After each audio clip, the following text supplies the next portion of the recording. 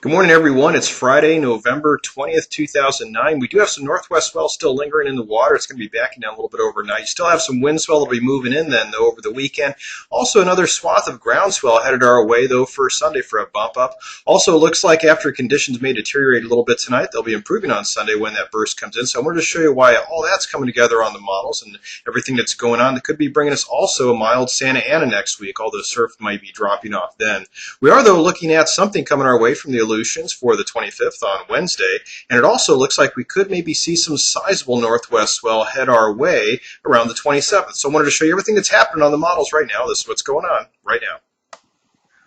Starting out looking at the wave analysis models, a couple of features to note. We've got the swath of swell sitting off the Oregon coast with 18-foot seas. That'll be heading south and bringing us that bump up on Sunday. Also got a big old system sitting up by the Aleutian Chain in the Bering Sea. 40-foot seas in that one, but it's too far to the north to really do much for us in the way of swell in Southern California, or along the California coast for that matter.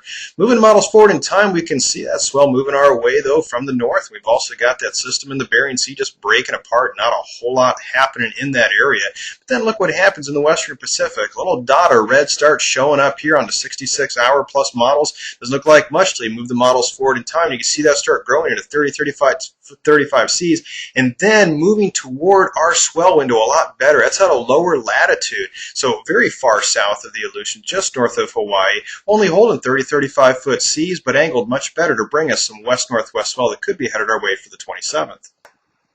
And everything seems to be in line for that. This is a look at the jet stream. We can see we're a little bit of high pressure still sitting over our area. Trough then moving our way. That's going to be associated with that system. But look at the rest of the jet stream, especially off to the west. We can see it at a very high latitude now. But once we move the models a little bit more forward in time and looking out about 120 hours, we see that jet stream at a much lower latitude. And, of course, the jet stream is what's going to drive those swells our way. So it looks like everything's going to come together to possibly start driving those type of storms at a more lower latitude. And, of course, the first one possibly being then on the 27th. Take a look at the wave chart for this. Let's take a look at northwest swell coming our way. We can see that we'd get a bump up on Sunday. Not a whole heck of a lot. And some longer periods would come our way on Wednesday the 25th from that Aleutian system, but not a whole heck of a lot from that. Then we take a look at Friday the 27th. This is, of course, based on long-range models, but the charts are showing that we could start seeing some sizable surf out of that. Lower latitude system headed our way. It could be slightly overhead by then, but still based on long-range models. So we got to see how that progresses over the next couple days. For the near term, though, we're going to have a shift in conditions. We've got a little bit of high pressure over our area now. We can see that in blue on this relative vorticity model. Big old blob of red in that trough. That's going to be moving through our area Friday night into Saturday. And as it does, it could be bringing us some winds, a little bit of rain through the evening as it passes through. Then we start getting toward the Sunday, Monday time frame. We can start seeing that high pressure would then be building over our area. So once again, here taking a look at the Monday time frame, big blob of blue over our area. That could be causing then somewhat of a slight Santa Ana condition for the beginning of the week. We can see how this would play out on the wind charts. We can see that today on the 20th, we're going to be seeing those afternoon onshores, kind of a typical diurnal pattern. We're going to be seeing, though, front moving through. So then on Saturday, we're looking at northerly winds kind of picking up early on. Got to wait for that trough to pass through the area on Saturday.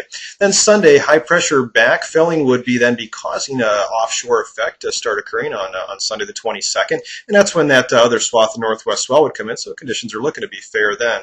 And of course, then on Monday, though, we start seeing those stronger winds, about still the same strength as what we'd see in the afternoon, around the 12-14 mile an hour range, but the angle's more from the east-northeast, and the same goes then for Tuesday the 24th, when the early morning winds could be in the 10 to 14 mile an hour range along the coast.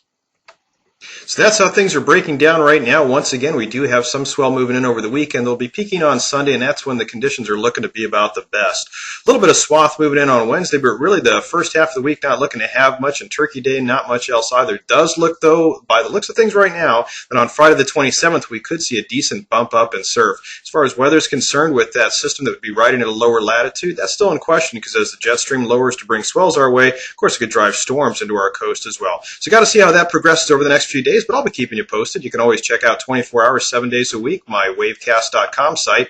And you can also follow me on Twitter and get updated at least twice a day on what's breaking in Southern California at twitter.com/wavecast. So until next time, take care, be safe, and smile in the lineup.